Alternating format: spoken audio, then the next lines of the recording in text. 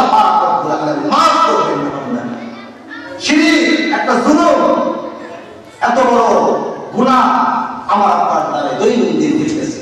জুলুম আমার আপনার দ্বারা হইতেছে না বলেন? শুধু শিরকের জুলুম, যত ধরনের জুলুম আমি আপনি করতে আসি, ধরে রাখা জুলুমের শাস্তি বড় ভয়ঙ্কর।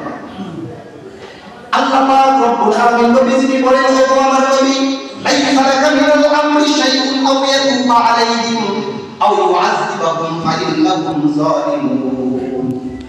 শিরক কইরা জুলুম করো, অন্যের উপর জুলুম কইরা জুলুম করো, যেভাবে জুলুম করো, জালিম যদি আমার কাছে তওবা করে, একটু আগেই বললাম যে যত গুনাহ নিয়ে আল্লাহর কাছে হাজির হই আল্লাহ পাক রব্বুল আলামিন মাফ করে দিবেন। যদি শিরক নামক গুনাহ না থাকে তাহলে আল্লাহ মাফ করে দিবেন।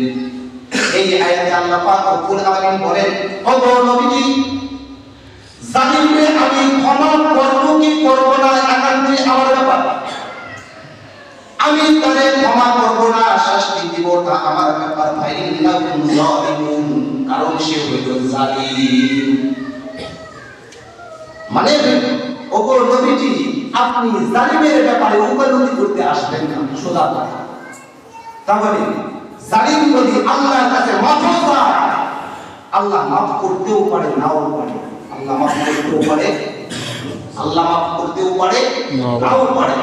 এখন কথা হইছে, কি এমন জুলুম করলাম যে আল্লাহ এতটাই আমার উপর রাগান্বিত হলেন? আর দুনিয়ার ইতিহাস বলে, মানুষ যত বড় জালিম হোক, সে জালিমের পতন ততটাই ভয়ঙ্কর হয়। বুঝেন নাই? যে যত বড় জালিম তার গজব আসে ভয়ঙ্কর হয়। তাহলে কোন জালিমের পক্ষ নেওয়া যাবে না। নবীজিকে বলেন, আপনিও কোন জালিমের হয়ে উকালতি করবেন না। জালিম যদি তওবা করে, ও নবীজি, আমি তার তওবা কবুল করতেও পারি, নাও পারি, কারণ সে হলো জালিম। এর ব্যাপারে দেখবার আছে। অনেক সময় দেখবেন আপন সন্তানকে বাবা মা এত ভালোবাসার পরেও কখনো কখনো সন্তানকে মাইনা নেয় না। কিছু কিছু ভুল আছে, হয় কি হয় না? সন্তানকে ঘরে ঢুকতে দেয় না, অথচ এই সন্তানরা খেয়ে বাবা খাইতো না, আজকে ওই সন্তানকে ঘরে ঢুকতে দেয় না। কারণ এমন একটা কিছু করছে যেটা বাবা মার নিজের ভিতরে বড় আঘাত আছে। এই জুলুমটাও করলে এত ভয়ঙ্কর, যেটা মানুষের মালিক দয়াময় আল্লাহ কুদরতি কলিজায় এতটাই দাগ লাগে যে আল্লাহ পাক রব্বুল আলামিন জালিম জুলুম করবার পরেও কবুল করতেও পারে, নাও পারে, মাফ করতেও পারে, নাও পারে। অতএব আমাদের জুলুম থেকে বিরত থাকতে হবে, জুলুম করা যাবে না।